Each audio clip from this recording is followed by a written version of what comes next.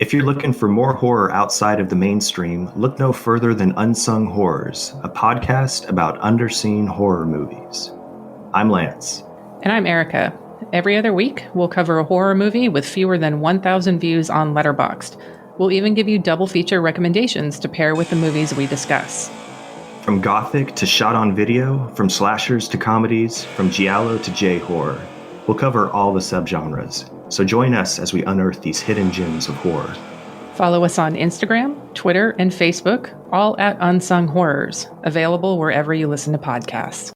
And part of the Someone's Favorite Productions podcast network.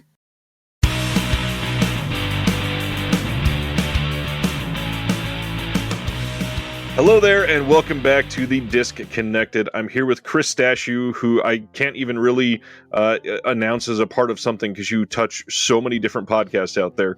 We're going to break down all of them. Chris, thanks for doing the show. Thank you for having me. It's not very frequently that I have to worry about being on camera. Well, I'm glad you are, because you are a beautiful human, and it's nice to be able to see your face. Thank you. Likewise. I'm not 6'5" like you, but I'm a shorter, beautiful human. Well, you're also in a similar region of the United States, and it's nice to see somebody that's fairly close by. Yeah, right. We're suffering together. You're probably suffering less than I am, but yeah, we're like 3 hours away. So that's a pretty good number compared to everybody else I work with who happens to be on the fun parts of the country. Yeah, I'd say we suffer fairly equally. It just depends on the time of the year. I'll suffer in August, probably slightly more than you. You'll suffer in February, probably slightly more. Yeah, that's right. Exactly. Yeah, I like the cold weather here. I'm never going to complain about the cold weather, but yeah, sometimes it can get a bit much in the Midwest, folks. One of the things that I definitely want to talk about, because people have, if you've been watching this channel, you have not met Chris yet. We got a lot to discuss and introduce you to, because Chris, like I said, you are prolific in the amount of podcasts that you work on. But the big one, you just contributed to the Physical Media Advocate, the zine that we put out as part of this. And I want to say thank you. It was a fantastic piece, and I think introduces people to a part of cinema that most people don't touch on. Would you agree with that? I would not only agree, but I would agree vociferously, because, again, when Indian cinema is mentioned for the most part, I think everybody goes to Slumdog Millionaire. At least they used to. Not anymore. Thankfully, we're living in a post-Triple R universe where Triple R made a lot of waves in the States, thanks to people like Josh Hurtado, who worked directly with SS Rajamouli to get it kind of up and over the line and into the kind of public zeitgeist in a way that Triple R deserved. But I watch a lot of Indian cinema. I watch Indian cinema every week. I have a bi-weekly, so once every other week, podcast called the Bollywood Cinema Club. And yeah, no, Indian cinema takes up a lot of my time, not just because every single one of those movies, for the most part, is at least 2.5, sometimes 3 hours, sometimes more than 3 hours. The movie that I did the write-up for in your zine is 3 hours and like 11 minutes, and it's a rom-com. So, and I don't watch rom-coms, at least not Western ones, but Indian cinema, their rom-coms they hit different, as they would say. Well, on that note, tell us about the podcast. Tell us what you cover in it, and then we'll start talking about some of the other podcasts. So the Bollywood Cinema Club, I've been doing it it'll be a year in January. I used to do, and I still do, Indian movies during the year on the Kulturecast, but it's only a month. But what's funny is I host on Spreaker, where all the shows that I post can be found, more specifically weirdingwaymedia.com. And I looked at the numbers about a year and a half ago for the show, and a lot of the downloads were the Indian movies. And so I was like, well, wouldn't it just make sense to do it as its own thing? Focus, yeah. Yeah, so I spent 6 months recording 33 or 34 episodes of the show. So it being every other week, that's a year's worth of content. I actually, the episode I ran this previous week, so the week of October 12th or 13th or 15th or whatever the fuck this week is, that episode was recorded in January of this year. Wow. Right? So to your point about being prolific, the way that one is prolific is by doing this every day or more than one time a day. But the Bollywood Cinema Club is definitely the thing that I'm the most proud of right now in terms of the things that I am actively interested and engaged in. And so every other week we just talk about a new or old Indian movie, not just a Bollywood movie, because Bollywood is more a specific term for a specific kind of Indian cinema, that being Hindi cinema. And I think, if you've not been exposed to Indian movies, I'm not going to say my podcast is a perfect way to get involved, but it's a step in the right direction. I feel like if you're on Netflix and Amazon Prime, you've probably had Indian movies suggested to you. I just don't think people are moving on those suggestions because, again, that would require you to watch something new that you haven't seen, and that means it might not be good, which I totally understand because we all have not enough time to do the things we all want to do, and the last thing anyone would want to do is spend 2.5 to 3 hours on a movie that's not good. So that's more what I'm trying to do, is give people insight into Indian cinema, not just Hindi, but Telugu and Tamil, and giving them an idea of where they can go if they want to find more things like this, but also giving suggestions on things that are totally worth watching, because I don't think we've really talked about anything on the show that isn't worth checking out, other than I think 2 movies, and Heather Drain had the misfortune of being on both of them, unfortunately. One of them being Mahakal, which is the Nightmare on Elm Street reboot, reimagining, ripoff, whatever you want to call it. I still think it's worth watching. I know. We talked about it. I think it's fun for what it is, but if we're talking about it being a good movie. Oh, definitely not. Right. But yeah, Heather was on that episode, and then she was on the episode where we talked about Circus, which has neither one of those episodes have even come out yet, actually. They were recorded so long ago. But that, for the most part, everything that I've watched and talked about on the show has been, please check it out. It is worth watching. You would be doing yourself a disservice by not watching it. So I try not to watch movies that are not going to be good either, because I want people to be able to watch an Indian movie, enjoy it, and by enjoying it, go watch other movies. I feel like if they watch it and don't like it, that door more or less closes. And I get it, but not all Indian cinema is boring in Sanjit Ray. A lot of it is just like the kind of stuff that we're watching here in the States, action movies, comedies, not as many horror movies, unfortunately. But I feel like that's changing. So how does a gentleman from Nebraska just suddenly discover a love for Indian cinema? So that's the fun part. I live in Nebraska. I am thankfully... phrases. I'm not thankfully not from here. I have plenty of good friends here. I grew up, and I know you grew up, you grew up in Southern California, and I grew up in North Texas, but I was born in California, and then my folks moved when I was a kid. I grew up in North Texas, which when I was going to high school was pretty ethnically diverse. Now North Texas is very ethnically diverse to the point where whole cities and communities are more Southeast Asian than, even Hispanic or white or anything else. Because again, North Texas has become a very big place to move to and have a job, especially in tech industries and other things like that. So I grew up around a fair amount of Indian kids in high school, be it Northern Indian or Southern Indian. And so I was exposed to their culture pretty early on. And for whatever reason, it's something that I gravitated towards.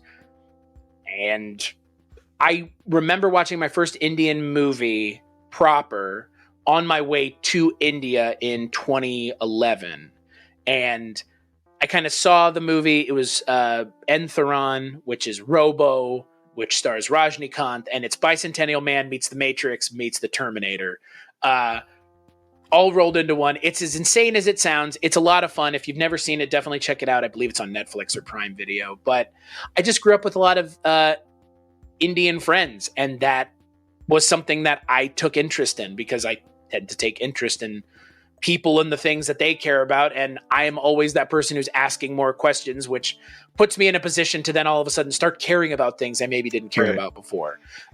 So that's the long answer to a short question. It's just I grew up around a lot of people who were Indian or Southeast Asian, and I ended up going to India. And on the plane to India, like I said, the first time I saw an Indian movie, and I kind of just fell in love with it from there. It's unlike anything else in the best way. And not every movie is going to be singing and dancing, But there's a lot of it, and that is part of it. And if that bothers you, probably don't watch Indian cinema. But also, if that bothers you, what the fuck is your problem? Like, that's my question. Like, my friend Dustin, who is on the show quite often, he puts it rather perfectly. He says, Indian cinema leaves room for fun, and the joy of filmmaking is still readily apparent when you're watching the film. I don't think that's the case with a lot of Western cinema anymore, for a number of reasons. But Indian cinema seems to have weathered that, and Indian culture has a very strong connection to cinema as well. I mean, it's an event. That's why the movies are so long, because you go and you want to, it's a day, you're spending your day doing it. It's a thing that you go and do with your family. So again, we've kind of commodified the movie going experience in this country to the point where it's like, we're just going to go to the movies. But right. In India, I mean, again, you can get food here in the States now, but we don't have intermissions during movies. They have intermissions in Indian cinema. I mean, it's a different way of approaching film, and it's a different cultural appreciation that I feel like more people would be able to understand if they were watching Indian cinema, because they really love movies over there in a way that, like, I think we like them here in the States, but they're not intrinsically part of our culture. People like movies, but in India, it's part of the culture. Everybody watches movies in India. I can't say the same for people here. I have run into plenty of people that say, I don't know actors and I don't watch movies. And it's like, well, I mean, for someone like myself or yourself who watches a lot of physical media or just things in general, that's a hard thing to understand. Like, I don't watch a lot of movies. Like, right. Okay. So what do you do with your life? Yeah, like you're just watching a lot of TV. You're just watching Seinfeld and Frasier remakes and retreads. I don't know. Like, that's the thing for me, is like, I always kind of drag The Office, but it's like, why would you go and watch The Office for the 30th time when you could be watching new things that you've never seen that might push you as a film watcher, or allow you to appreciate a culture that, again, you're probably not having a lot of exposure to. I mentioned this on the It Lives Inside podcast. I probably do take for granted my exposure to Indian culture comparatively to a lot of people growing up in this country. And especially people in the Midwest. Like, I ain't seen a lot of Indian folks around these parts, as they would say. But what's crazy is we have Indian movies being shown at our local movie theaters. So, like, maybe I'm wrong, but I don't think where I live now is as conducive to appreciating Indian cinema outside of just doing it yourself, because people here have to be convinced to watch Indian cinema, and then they love it when they watch it. So huzzah. But no, that's a long answer to a short question. And I mean, really got to touch on that culture point, because not to just hammer on Triple R, because that's what everybody wants to talk about for the last 2 years. But the big thing is, it showed that people are willing to embrace it. It showed that people, not only just the film itself, but, you know, these videos of dancing and singing breaking out in fucking LA theaters of people that just loved the movie. And it's not like the entire audience was all Indian and this is something that they were prepared for. This was people that just genuinely got overtaken by the joy of the film. Yeah. And, you know, I have spoken with some of my Indian friends about Triple R, and they like it, but my white friends that I've talked to seem to be the ones who like the movie more. And it seems to, like, really, I don't know, it seems to really speak more to, like, the action movie sensibilities of the people that I know, but also, like, the kind of epic action, because that's a pretty epic movie, Triple R is. I'm curious to see if this will be sustained, because, again, we've kind of seen these blips come and go, but, like, will it be sustained further into people going from Triple R to maybe... Again, my suggestion, if you've seen Triple R and you want to watch something else that's an action movie that you can see kind of the frame of reference Western-wise, but appreciate it because it's something very different, is Pathaan, which came out earlier this year, which is Shah Rukh Khan essentially doing the Ethan Hunt, Tom Cruise Mission Impossible thing. It's Mission Impossible, but better, because Shah Rukh Khan is a much more charismatic actor than Tom Cruise could ever hope to be. And Tom Cruise is a very charismatic actor, but Shah Rukh Khan is just... India. If you watch an Indian movie and you're not immediately taken aback by how fucking charismatic all of the people are, how good looking everybody is, it's a different way of making movies. It feels like old school Hollywood. Actors are venerated in a way that is not, we don't do that in this country anymore. And it's because of the amount of people that are watching these movies that feel that they connect to these actors in such a tangible way that they're venerated like gods. Amitabh Bachchan, who's one of the biggest Indian actors up until the pandemic, and he's doing it again, on Saturday will come out in front of his house and wave to his fans. And then he goes back inside of his house. That's it. And people are there every weekend. Like, nobody is doing that here. That's not a thing. That's so not a thing that to say that out loud, which I have to multiple people, they're like shocked and stunned that that's the thing. Like, what? Why? Because he's venerated. Because people think that Amitabh Bachchan is worth idolizing, and I don't think they're wrong. I think a part of what we've lost in the U.S. potentially is the fact that many of these stars are on Instagram selling us multi-level marketing products. Sam Friedman and Tom Brady would love for you to lose all of your money. Yeah, I mean that's the cynical aspect of it. But I mean Ranbir Kapoor and all SRK and Amir Khan, they're all advertising stuff in India. It's in India, and they're involved in politics. It's just in India.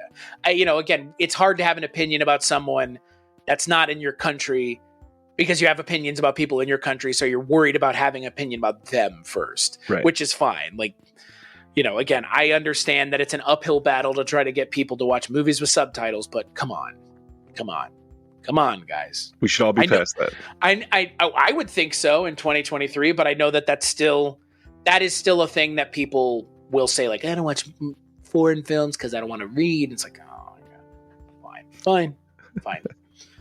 But yeah, no, Indian cinema for me has become a passion, and it is something that I'm trying to foster a positive community around understanding and appreciating it through a Western lens, which is the only lens that I can offer because I'm not Indian.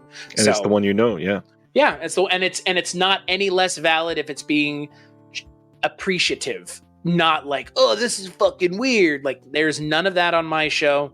The only dragging that we do is the dragging of people that don't like to watch movies with subtitles. And again, I don't know how else to say this, but get over yourself. Like, I'm not trying to be a dick, but if you don't watch movies with subtitles, you've closed off so much fantastic cinema. Not just Indian cinema, but German films, Japanese films, French New Wave. Like, if you only want to watch The Office, I guess your prerogative.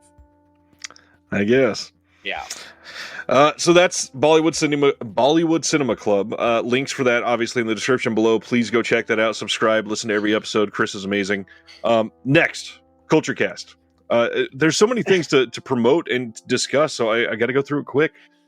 Kulturecast is just just another movie podcast. I've been doing that since 2014, October of 2014. So next year it'll be a decade. Jeez. Yeah. It's I don't know.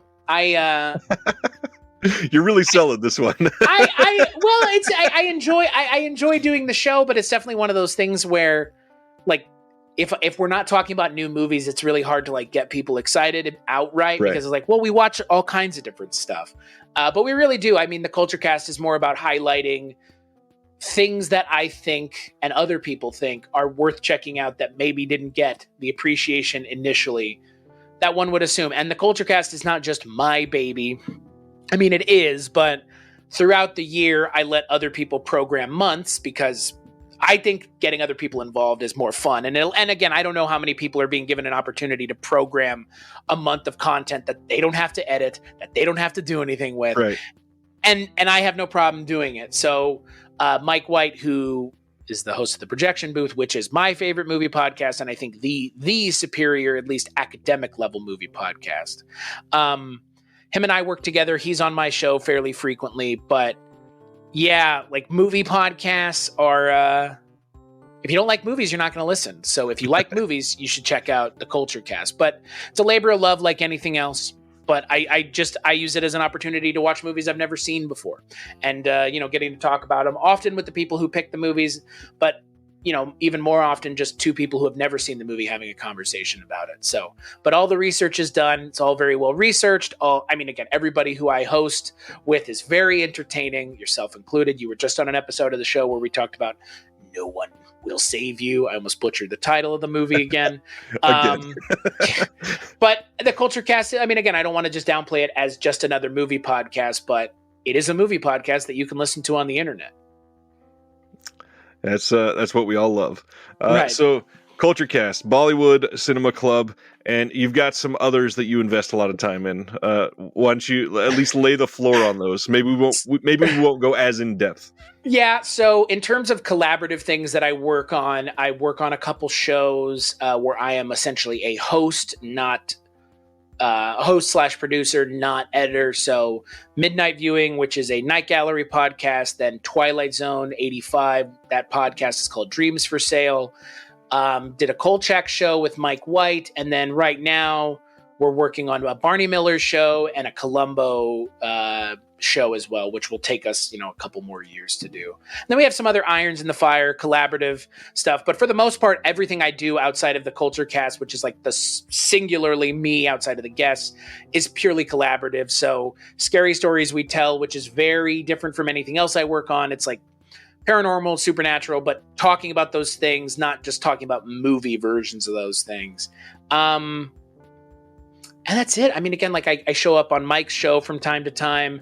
I show up on other people's shows from time to time, but I have plenty of things that keep me busy. I want to say I'm in charge of editing, posting, and doing all the work for 2 weekly shows, 1 bi-weekly show, and 3 or 4 monthly shows. So that's, keeps a girl busy. So. Well, and not to mention when you record 68 episodes in a month or whatever, that's got to be a little intimidating. Yeah, 33 podcasts in 6 months is for one show, mind you. I mean, I was still recording everything else for everything else. So yeah, it was a bit much. And it burned me out in a way that I'm still trying to grapple with. Because, well, that's the thing. We talked about this, off air, but doing the whole podcasting thing can seem kind of isolated and alone. Oh, very. But working with other people, like that's why I say, the collaborative things I work on. Because for me, I like being collaborative and working with people and working together. And that's why I let people program months of my show, the Kulturecast. Because, I mean, that the way it works is if you program the month, you also are given the opportunity to be on any episode that you want, including all of them. So if you program an entire month, if you want to be on every episode, that's your prerogative.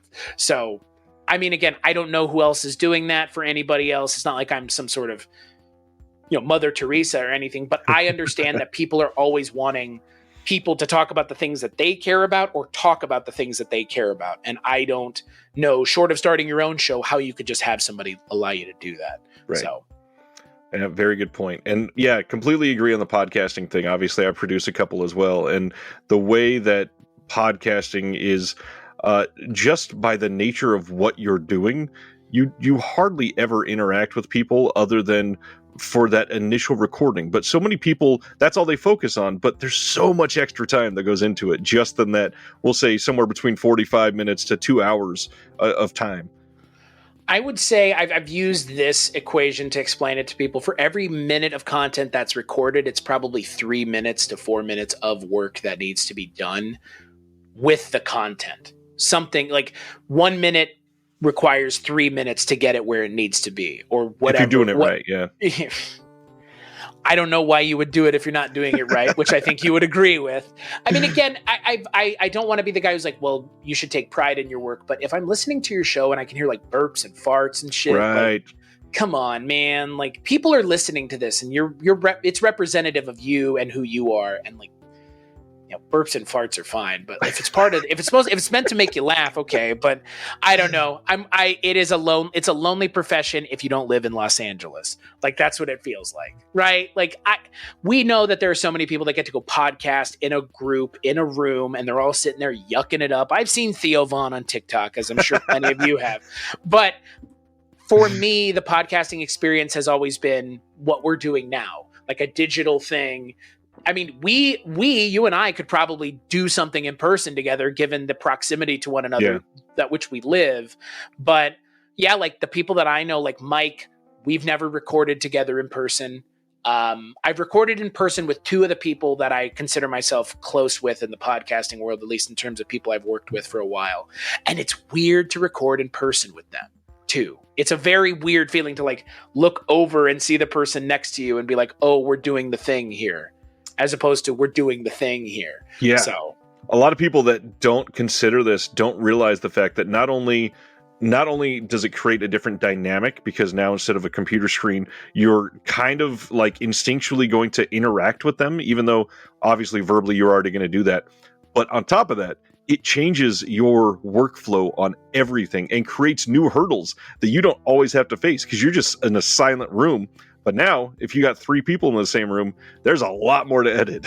Yeah, exactly. Which I do take. I probably don't realize how much I take that for granted here as a podcaster doing everything remotely. So yeah, I can just mute myself and it's not a problem, which is not a thing if you're recording in a room. I guess it could be, but yeah, there's a reason people are doing mixing and editing for those people, because there's a lot more that needs to be done than with people that are recording separately on separate tracks in quiet houses far away from one another. I love how this went into the podcast technical zone instead of talking about... I mean, you mentioned how many podcasts I work on, so I figure might as well mention some of the things that I've picked up in case anybody listening wants some free information on how to do this. So, well, and the other thing, you kind of mentioned it, but Weirding Way Media is sort of a pretty decent sized name, especially because of Mike's involvement. And most of that is based around you. So, and we have 20 plus shows, and I only make up probably 7 of those. Yeah, I mean, we have people on the network that I've never met. I mean, people on the network that are doing shows that I've never been on, like 80s TV Ladies, Filmentaries, Feminine Critique. Those are just 3 that stand out that I've never... I guess I've been on 80s TV Ladies once. But yeah, no, I mean, there's a lot going on at Weirding Way Media and new stuff coming after the first of the year. We got 3 new projects that are launching after the first of the year as well, podcasts. So yeah, there's always something to listen to, always something to find at Weirding Way Media. And yeah, my fingerprints are everywhere, but I tend to like to wipe them off so that it's less apparent how involved I am. I get that. Yeah. Okay, so we talked about establishing the love for Indian cinema. What about just movies in general? Has that always been a thing for you? Yeah, I was one of those kids who could rattle off actor names from a young age. I don't know why it sticks out to me, but I remember watching Armageddon with my parents and some family friends, and Jason Isaacs is in that movie as like a random dude at NASA who's working with Billy Bob Thornton. And I remember saying, I remember saying to my dad, like, oh, that's the villain from The Patriot. Because it is. And then it, obviously, it becomes Draco Malfoy's dad in Harry Potter. But for whatever reason, I just think of that like Jason Isaacs specifically, but I have always liked movies. It's one of those like core things of my being. You can see it because this is a fucking video thing. I mean, I have the decorations in my house, or my house that my wife and I own, are movies and movie posters or movie art or Mondo fucking posters that I spent way too much money on, or Mondo posters that you can't get anymore because they're too expensive, like a Buckaroo Banzai poster. So yeah, nice. I am a movie person, like in a way that I'm sure you are, given the amount of physical media that you own. But yeah, movies, I don't remember what the first movie I ever saw was. I don't have that memory.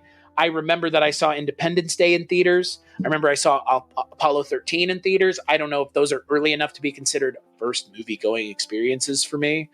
But movies have been a part of my life since as long as I can remember, as Henry Hill would say. So, well, most of the time I'm talking to people that are already involved in physical media. I've never asked you this. How deeply entrenched are you in physical media? I'm on the Cassandra Cat, which was released by Kino Lorber's second run in the UK last year. And then I'm also on All My Good Countrymen, which is another Czech new wave film. Nice. I think that was the second run film as well. So I've been on 2 commentaries, which the first commentary I recorded was in April or May of 2020. And I got to do that thanks to Mike White. And that to me is crazy. Like that to me is like, I've said it before and I say it again. Like I could die happy having been on a physical release of anything. Just 2 so far. but not anything that's like, again, or 3, I guess. The thing I'm the most proud of is being on the Kolchak the Night Stalker Blu-ray from Kino, which did come about because of, well, mine and Mike's involvement with Kolchak tapes, and shout out to Amanda Reyes for getting us that gig, who I know you've spoken with as well. Yeah. So yeah, no, Kolchak and then some Czech New Wave films, but the big one is the Kolchak Blu-ray for sure, which came out last year, the year before. So Mike and I, we did the Kolchak tapes show. We covered the entire Kolchak the Night Stalker run and the remake. And then I think it was like a year later, they were like, you want to do a commentary? And we were like, hell yeah. So, I mean, that was for me was always the kind of dream. And I always joked about it with Mike. And I think I said it on the Kolchak tapes, like the goal for anybody doing any of these podcasts has got to be like being involved with the show coming back in some substantive way. I mean, Kumail Nanjiani was on the X-Files because of his X-Files podcast that helped revitalize interest in the X-Files.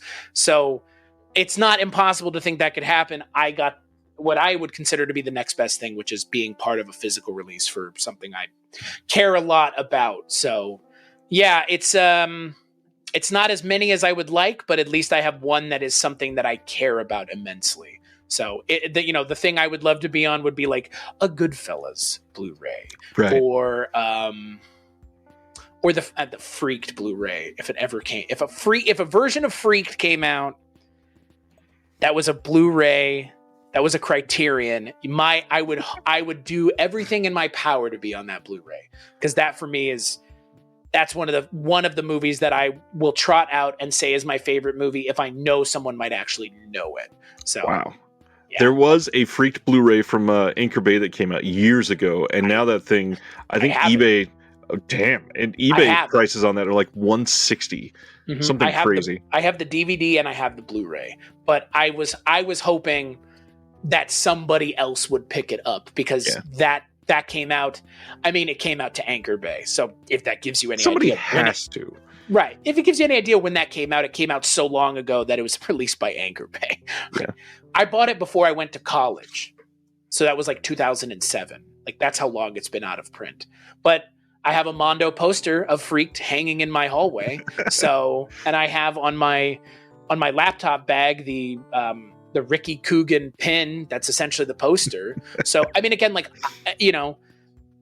physical media is fantastic, and especially if you want to get involved with things that you love and being a part of it permanently, I don't think physical media is a bad option if you want to figure out a way to get involved with the movie making industry in a way that is easier than being on set. I think being someone who is knowledgeable about a movie and can speak to it on a commentary is a pretty nice feather in one's cap. How was the commentary process for you? Did it feel fairly natural because it was Mike? Yeah. How dare you? Yes, no. I mean, here's the thing. He is the one who offered the opportunities to me. Well, the Kolchak thing was someone else offering that to us, so that's kind of the weird one. But the other two, it was essentially like recording an episode. I mean, we watched the movie at the same time and talked about it while watching it, and I enjoyed it. I didn't do any of the back end work, thankfully. That was, like you mentioned, Mike White of the projection booth was doing all of that. It's different. I have edited my own commentary once. I did like a trial run on the Patreon for the Kulturecast. We did a commentary for Possession, the Andrzej Zawalski film, which is a real fun movie if you've never seen it. It's a big upper. Yeah, it's a real upper of a movie. Every time I watch it, I walk away from it going, man, what a fun movie that was. But we did that a couple years ago, I want to say during the pandemic.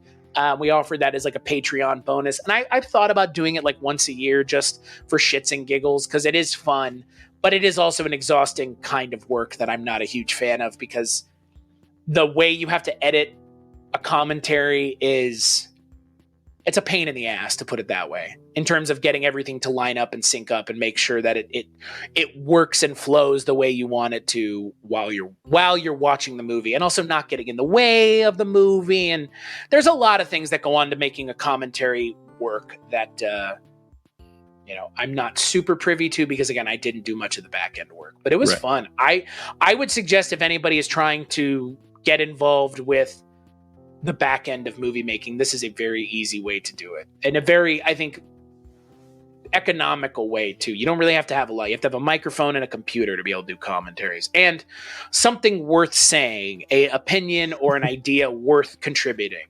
Because again, ultimately, anything that anybody does in a commentary, it is effectively their opinion too, unless they're talking straight facts. So one of the easiest ways to make that worthwhile is a lot of films have never, literally ever, had anything analytical said about them.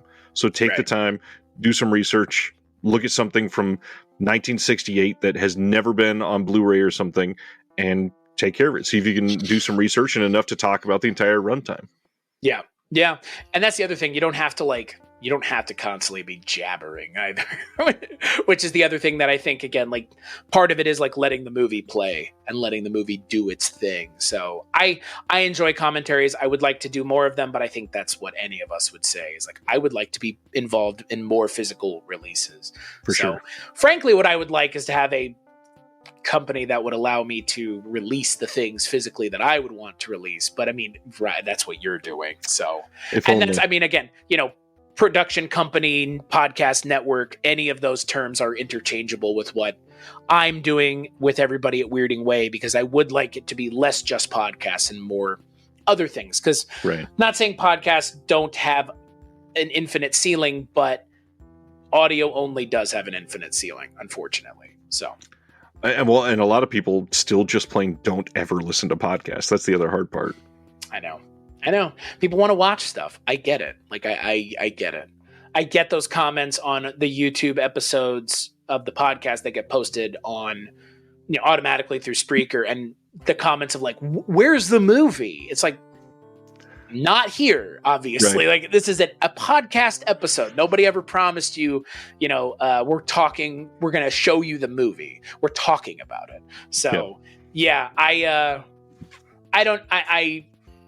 I don't know. Sometimes I guess the expectations are a little off, but audio only does seem to have a little bit of a ceiling to it for sure.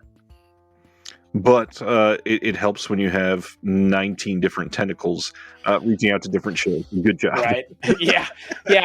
Oh, well, that's the thing. I mean, when you start a podcast network, you want to find the show that is going to be the show.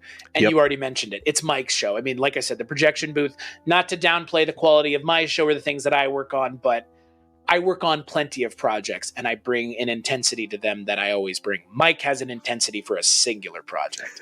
And that's like a nuclear warhead with a guided laser on it. Like, it's going to always go exactly where you want it to. And that's Mike's expectation, is he wants to dig deep as far down as you can to get as much information, because like we've mentioned, it's time and effort spent that other people don't have to do. Right. And you're giving them your synthesis of it. And to Mike's credit, he doesn't get in the way of the synthesis. He synthesizes it and then gives his opinion, which I think is the more important thing about being a commentator on movies or analyzing movies or critiquing movies, is my feelings and the movie itself, and keeping those things separate. And in this day and age of subjectivity and objectivity's line being essentially destroyed, being cognizant of it, I think, and I think you would agree, is something that is important now.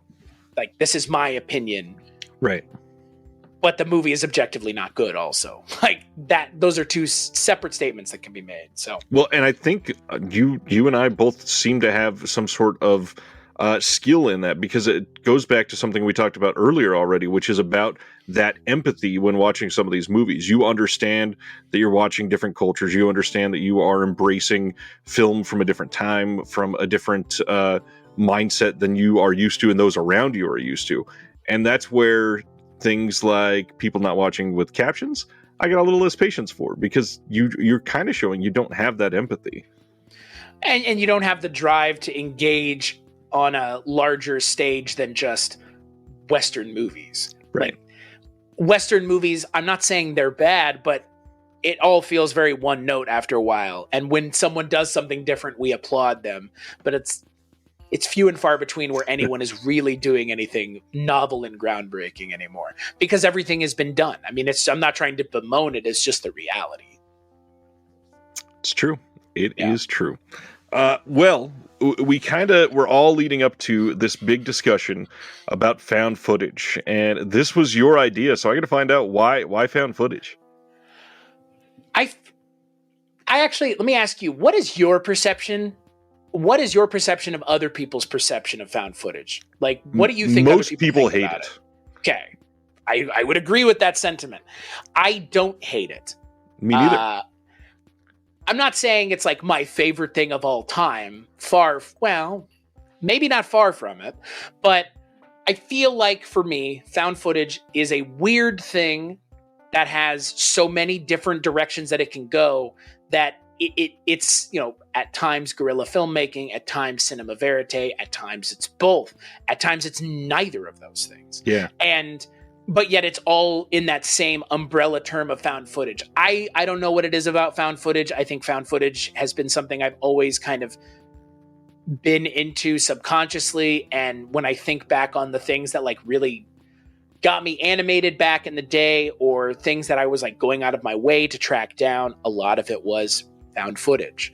So, some of the things I remember watching as a teenager that really, like I said, really not set me off, but definitely catalyzed opinions within me that I have not changed, but they've only grown more complex, but they're still the core idea. Started with something like a found footage movie that came out in 2007, 2008. Yeah. A pretty big found footage movie that came out in that span of time.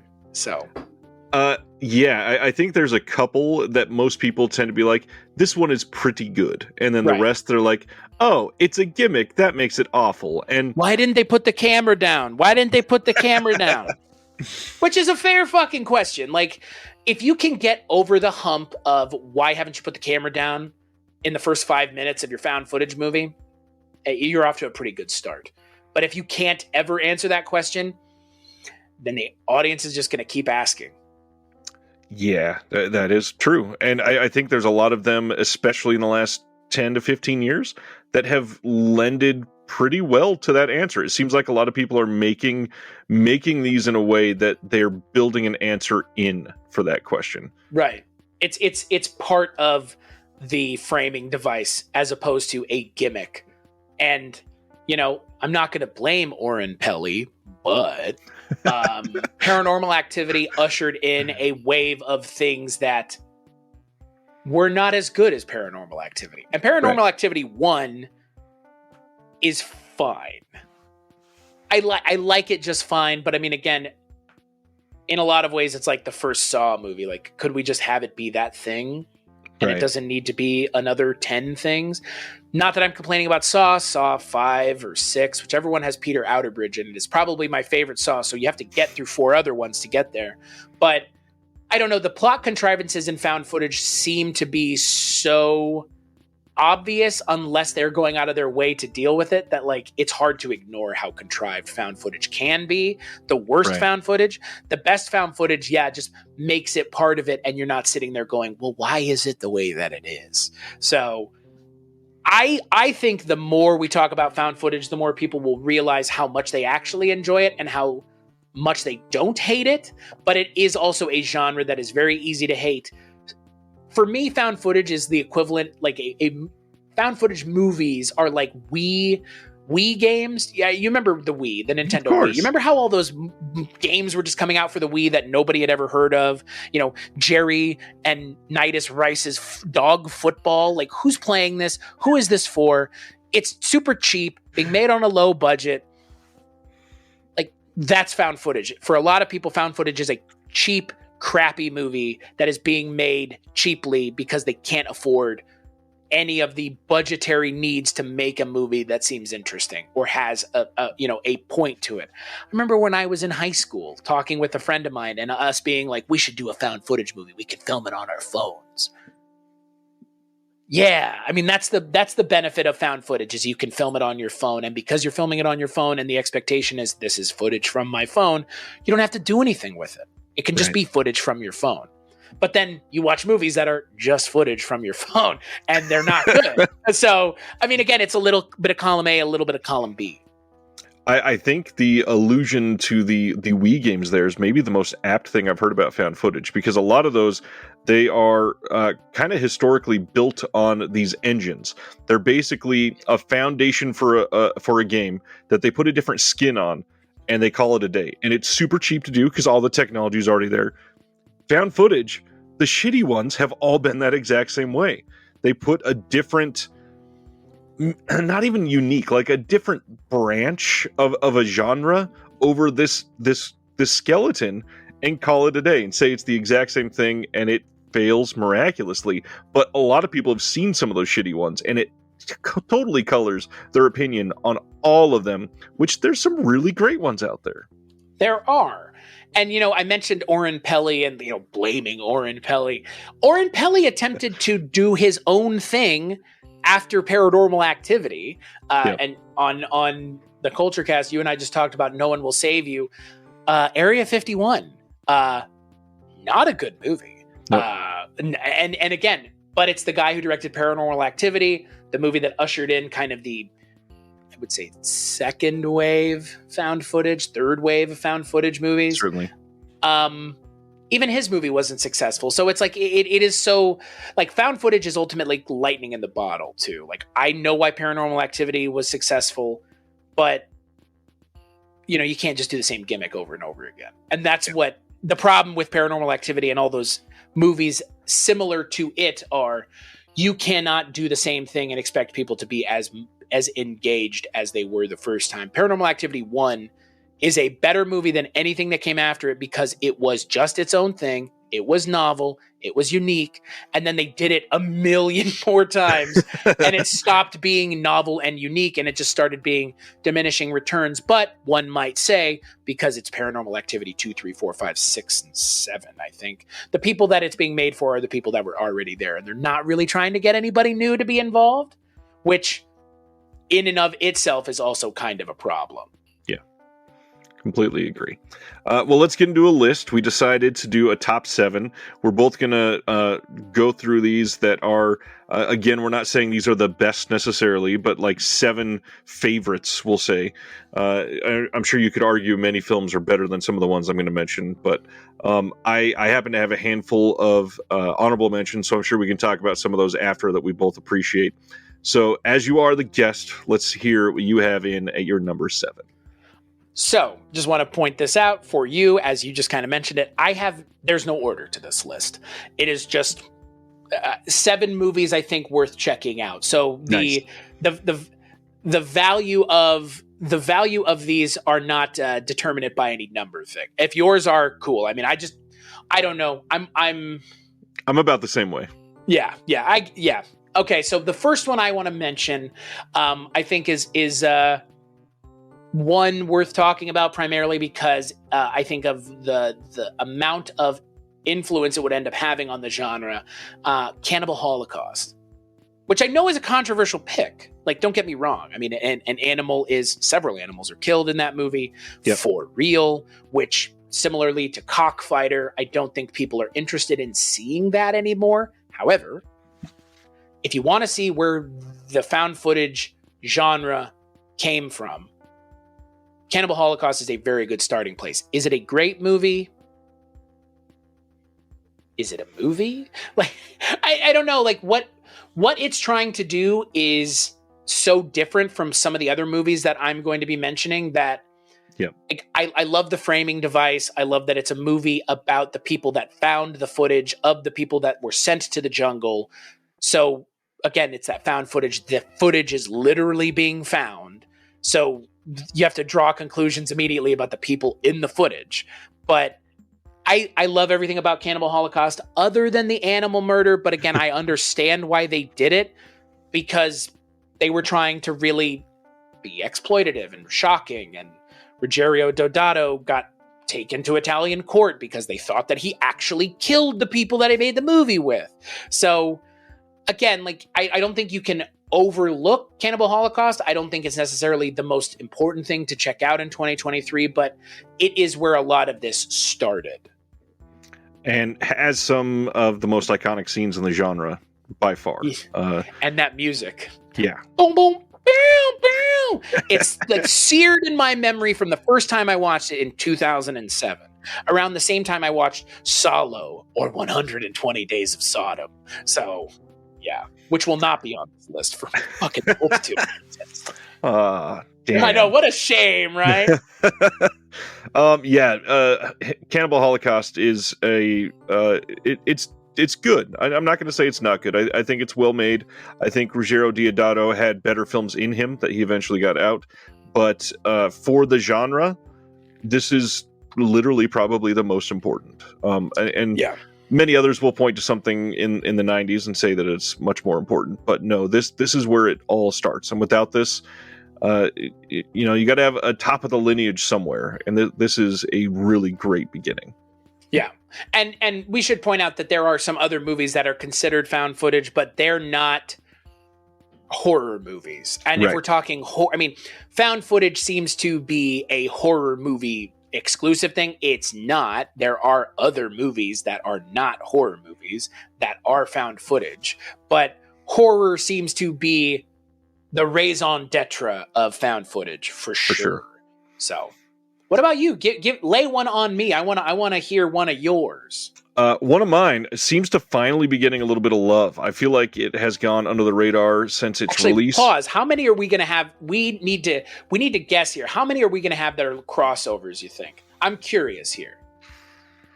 I'm going to say 3. Okay. But you have a list of how many? Like technically, I have a list of 11, but okay. I'm just gonna do the top 7 that I said these are my 7 favorite. Okay. But I want to hear Cannibal Holocaust is not on that list. So okay, I want to hear your honorable mention as well. I think we'll probably have 3 crossovers, maybe. Very interesting. So, this first one, quite overlooked at the beginning. I think this one sort of started to take off because of Netflix, if I remember right, which not the best way to see this. I think this is a very good theater movie. And I want to throw out As Above, So Below. Oh, my God, my friend. Whew. Not a crossover. Good. But close. Does that mean you hate it? Okay, good.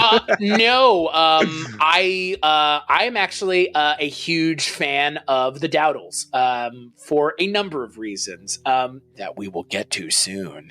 I am a huge fan of the Dowdles. I am a huge fan of As Above, So Below. I think it's a movie that does deserve a lot more praise than it has gotten. And I think if we're talking about like a movie that has a lot to say, but doesn't necessarily let what it's trying to say get in the way of being an entertaining movie. Yes. I think it also works on that level as well.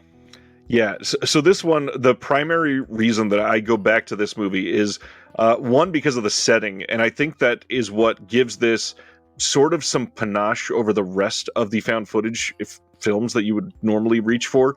The individuals that are in this movie that are filming this as a found footage movie, they enter what is literally an open cave that people go urban exploring in. It is an actual place that you can go see, and filmed in the catacombs in a way that is actually pretty terrifying, done in a way that you could envision yourself through this shaky cam footage of a found footage scenario of you being in that situation and being scared out of your mind. And I spent a lot of time, as you mentioned earlier, I grew up in Southern California. I grew up about 5 or 6 miles away from a literal old mining ghost town.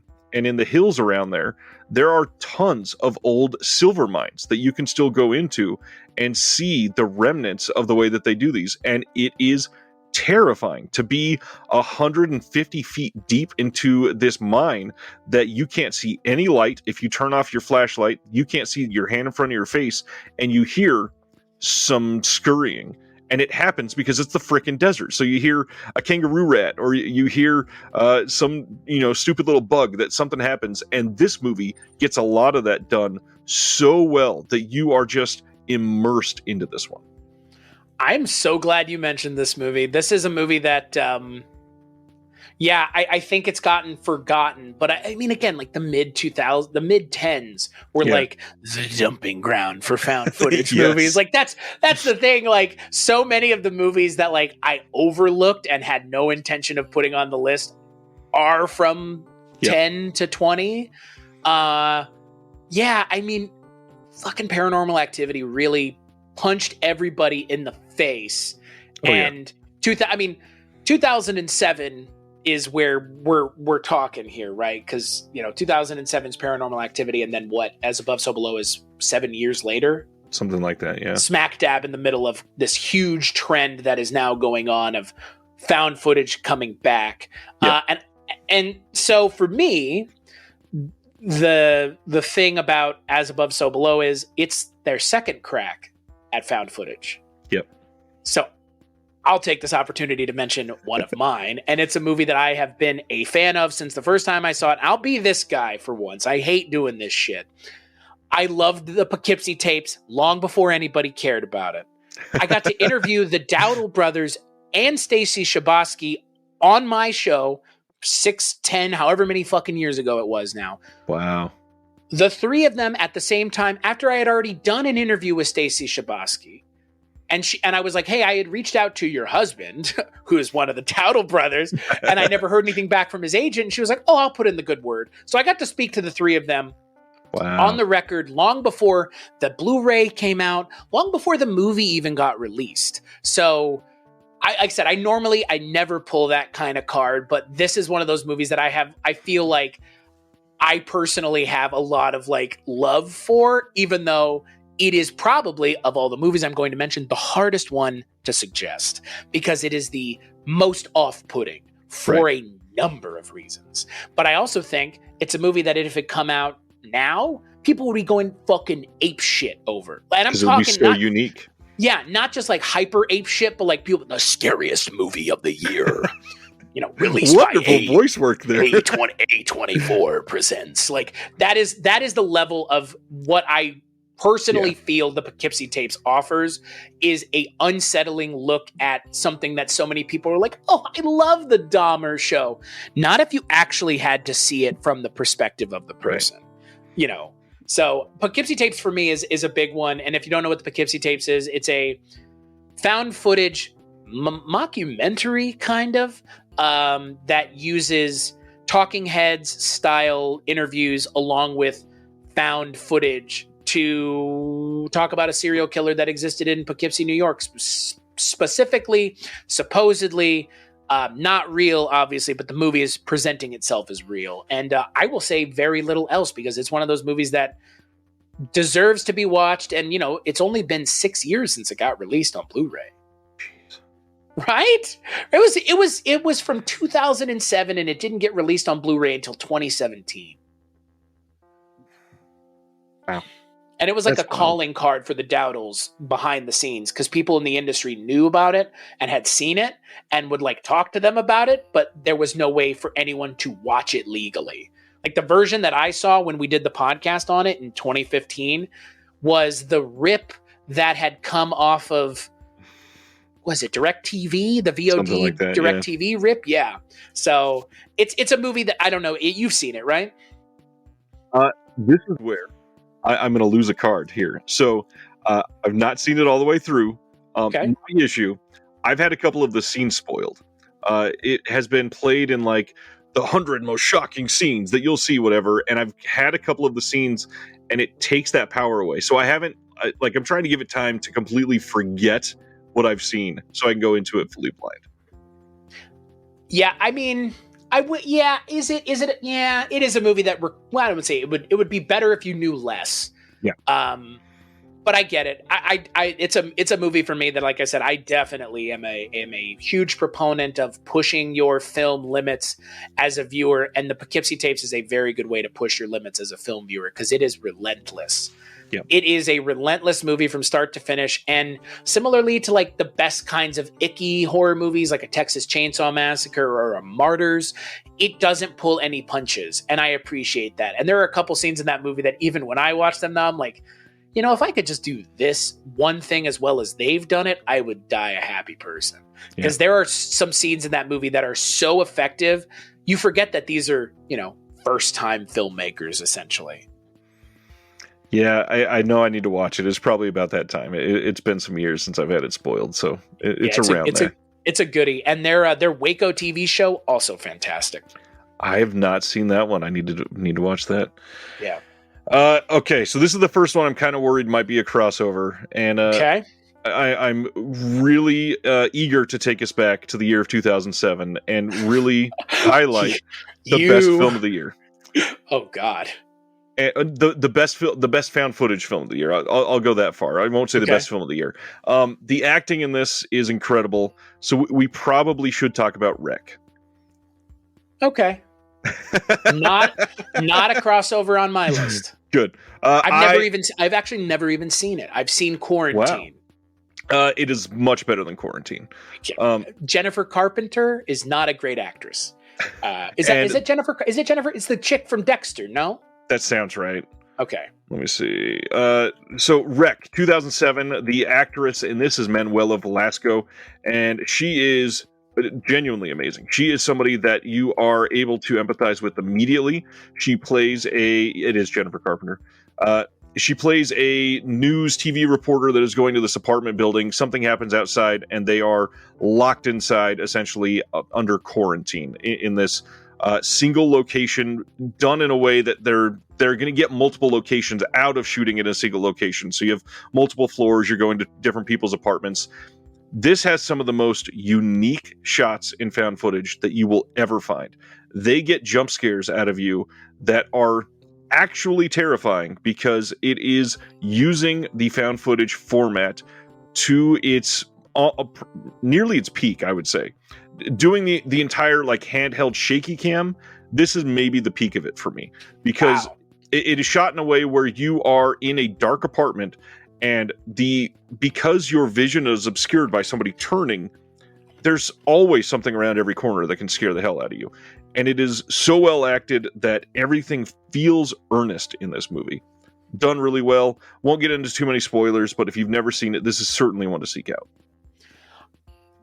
I have not seen it, and I almost feel ashamed I haven't seen it, that I've only seen the American remake, which I think probably increased the interest in the original movie more than I don't think anybody's talking about the American remake of this movie or the sequel to it. I forgot there was a Quarantine 2. Oh, Terminal. Oh my God. Wait, I forgot that Quarantine was directed by one of the Dowdle brothers. I don't think I knew that. Quarantine is directed by John Eric Dowdle. So we just named 3 Dowdle brother movies in a row. Thankfully, I'm naming Rec, so this one's just a side quest. Yeah, I guess Quarantine is what they made after the Poughkeepsie tapes, before they made Devil. Interesting. Yeah, they've done so much. Quarantine I have not seen. Quarantine I have seen. Rec I have not seen, and I need to watch it because I enjoyed Quarantine for what it is, but it's very clearly not their idea.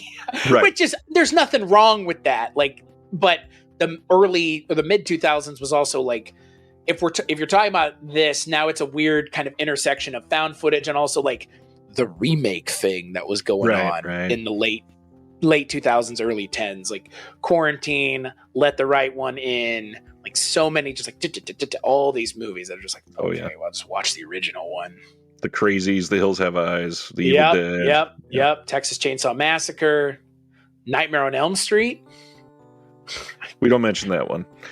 You know what? That's the saddest one for me. It really is. That's the one that bums me out the most for like so many reasons. Primarily because Nightmare on Elm Street is my favorite horror movie. So it doesn't help, but for Rec, I did want to say there are 3 sequels. They are all worth watching, though none of them live up to the passion of that first one. But they're still worth watching. Absolutely. And I think like half of one of the movies loses the found footage conceit. And if I remember right, the 4th one doesn't have it at all. So it's like 2.5 movies are found footage and 1.5 are not. That's awesome though, because I've always wondered, like, could you do that? Could you do like 2 found footage movies and then the 3rd movie is just like a movie? Yeah. So I'm glad to know that somebody has already kind of approached that question. I think that's the case. It's been a while since I've seen the sequels. I mean, at some point, found footage, like with like Paranormal Activity, we keep talking about it, but all of those movies are found footage. Every single one of them. They never do anything else. Like they use different styles of found footage camera work, but like it's found footage. It's found footage. It's found footage. It's never not. And it will never not be, because that's part of the appeal of that franchise, is the, found footage aspect of it. Even if it is insanely hampering. I do like watching them try to jump through hoops to explain how it's still found footage. Yeah, exactly. Like when you're having to work harder than, I don't know, if you're having to work harder to explain to me why it's found footage than just letting it breathe, you've already failed. So. Yeah. Right? I mean, the conceit has to be rock solid for me to be on board immediately. And a lot of filmmakers are really, really struggle with that aspect of it. So. Yep. Completely agree. All right. I think we're on to your number 5. So I'm kind of surprised that you haven't mentioned this yet. And this might be our first crossover. The movie that I think, if we're talking about the best big budget found footage movie, period. As much as I have problems with it, which I mean, I have so many problems for it, for every kind of reason. Matt Reeves and J.J. Abrams, Cloverfield.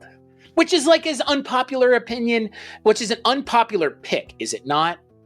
Nowadays it is, especially, we just talked about TJ Miller on your episode for the Kulturecast too. Yeah, and boy, he's at I mean, like I said, I have problems with it. One of them being TJ Miller's involvement, but this is 2008 TJ Miller. So this is like this is TJ Miller before he was even TJ Miller. This is the first thing that he was in. I think Cloverfield is immensely successful as a movie. I think it's immensely successful as also a piece of like war adjacent cinema in terms of like the expectations and like maybe not war adjacent cinema, but definitely like a weird release valve for 9/11 and the kind of weird post 9/11 feelings that were around, maybe still are obviously, but the post 9/11 feelings, especially in New York, it captures that in a weird way. And it captures something that I also really appreciate, which is it really feels like, at least in the first 20 minutes, 30 minutes, up until one of the characters dies. And I guess it's been so long that you can, the Mike Vogel character on the bridge, when the bridge is collapsed, that's when the movie stops really working for me, because all of a sudden it starts wanting to do different things. But the first like 30 minutes of that movie are so well done and so like well thought out. And it puts you directly in a position that you hope to never be in, which is being in a city during an attack. This just happens to be monsters. You know what I mean? Like that, and that's the aspect of it that I had a hard time wrapping my head around when I was 17. I remember the movie really made me angry when I was 17 for a number of reasons. I think the ending of the movie is a complete fucking joke, frankly. And like, and it really is just like, oh my God, you really are embracing found footage all the way. But yeah, I am a defender of Cloverfield, even though I have immense amounts of problems with it. I cannot overlook how important it is as a movie to the found footage genre as a whole. Yeah.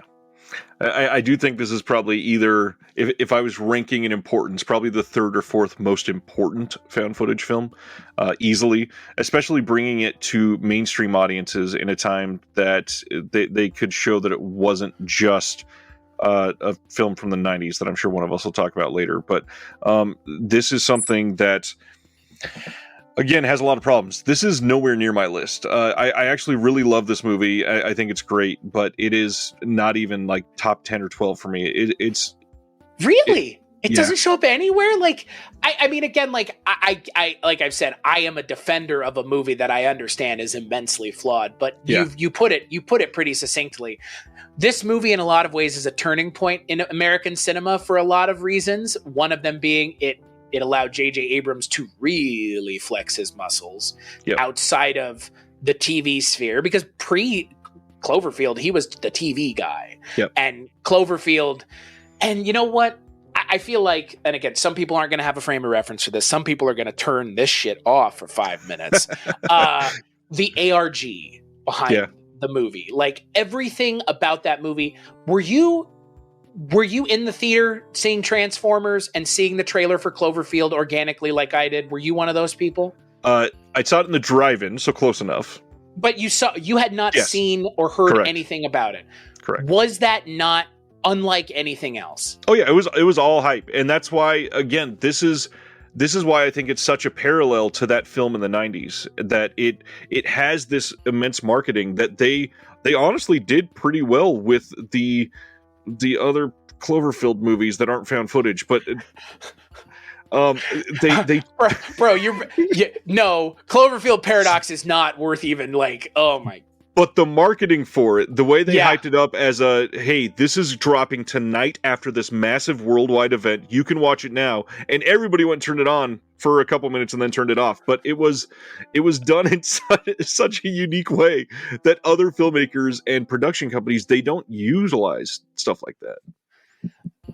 As much as we're going to, drag Cloverfield Paradox for a moment, I actually think that movie's not as bad as everybody gave it credit for being bad. I think it's just a very confused movie that's trying to do 8 million things at once. It clearly didn't affect Julius Ona's career a whole lot because, he's directing Captain America Brave New World now for Marvel. So it must not have been the career killer, and Gugu Mbatha Raw and like half of everybody in that movie is still perfectly fine. I think for me, 10 Cloverfield Lane is the more disappointing of the three because that movie shits the bed hard at the end. We just talked about No One Will Save You, and I'm actually pissed at myself for not comparing the two. Cloverfield Paradox and No One Will Save You have a almost identical third act in terms of how much of a turd it is and how much it undoes all of the goodwill that the movie has been building. 10 Cloverfield Lane's worse because that movie, I love 10 Cloverfield Lane's first 2/3. But then everything else is like, then the aliens showed up. But I love 10 Cloverfield Lane's first 90%. I want to say that. Yeah, it's fair. I remember getting into big arguments with people after that movie came out about like the third act of that movie and me being like, it was really bad. We did need to see the aliens. And like, I was willing to die on that hill. And everybody else was like, no, we had to. I was like, did you see what they looked like? They didn't look good. They looked terrible.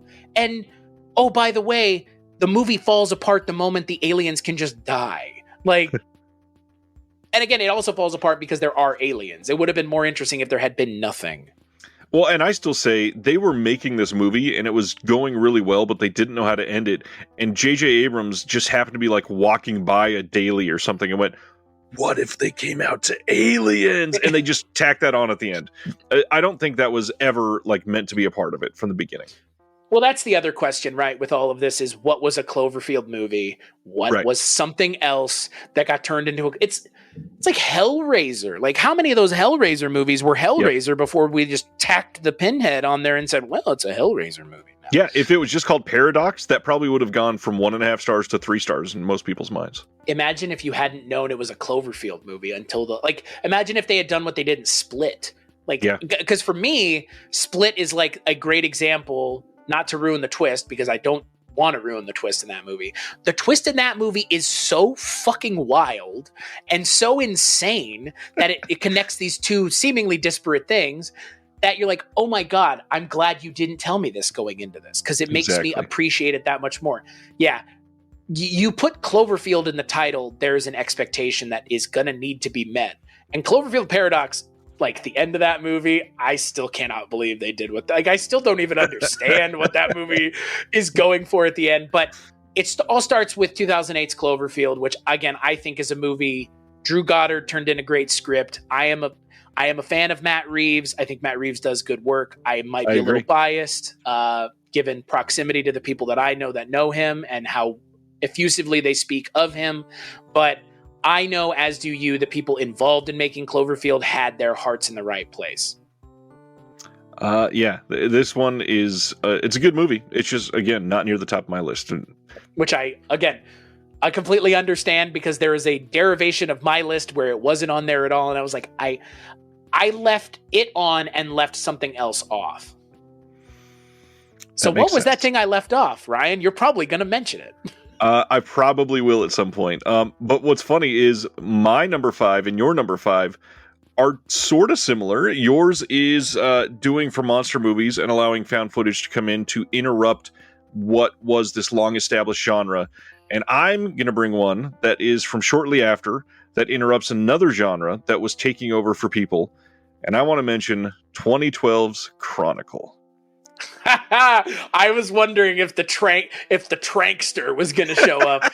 God, the less said about Josh Trank, the better. Am I right or am I right? Yeah, we definitely don't need to discuss the parallels with this and Fantastic Four. Dane DeHaan, Fan Four Stick.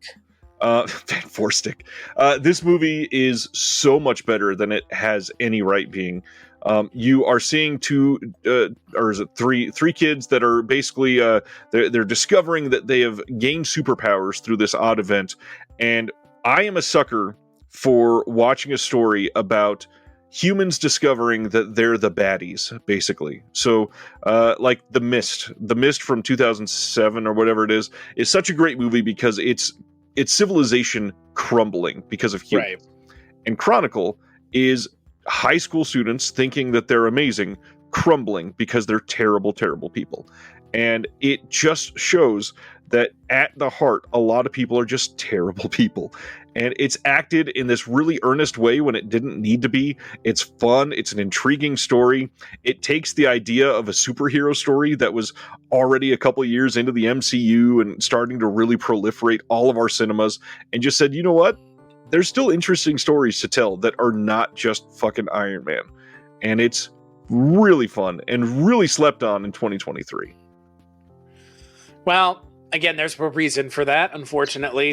given the people involved, I mean, again, as much as I like John Landis, it's kind of hard. I mean, it's hard to not bring up Max Landis because Max Landis is look, my opinions on Max Landis are probably similar to what Max Landis's opinions are on most people. He is who he is, and there's nothing wrong with that.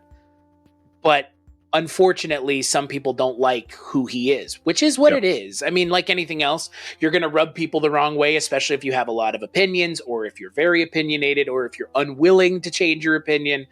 And Max Landis, I mean, look, if my dad was John Landis, I'd probably feel the same way about like my opinion matters. Not only does my opinion matter, I feel like I can convey my opinion to you in a way that other people can't. And Max Landis has a track record of making some pretty interesting choices as a screenwriter. And I haven't seen Chronicle, not because of Max Landis and not because of Josh Trank. I just missed it. I don't know why. Just kind of under the radar. Most people have. Josh Trank, though, did himself no favors, unfortunately. Not at all. I feel bad for him in a way, but at the same time, you know, I don't know. That whole thing with Star Wars and Boba Fett and all of that. Yeah, it's unfortunate. I should check out Chronicle. It's like I said, not avoiding it for any particular reason, just because you can't watch everything, you know? Right. It's worth it. I promise. So for me, I will mention another movie that I think, again, it kind of toes the line. It's, you know, I will say it's a horror movie and it has found footage parts. The way it's filmed, I think, isn't found footage. It's cinema verite, but there's the parts of the movie that are the most off-putting are the found footage parts. Henry, Portrait of a Serial Killer. Is it found footage? I wouldn't call it, but yeah. But you get what I'm getting at, though, because Absolutely. the way it's filmed, there's a scene. One of the more effective scenes in the movie is found footage, and yeah, I understand that this might be a little bit of a cheat, but I don't think it's a cheat because the parts of the movie that are really putting people off to it are the found footage parts. Right. Yeah, this one is a masterpiece, and if somebody has not seen the Arrow Video 4K that they released of this, that it makes it even more troubling. It feels just seedy to watch it.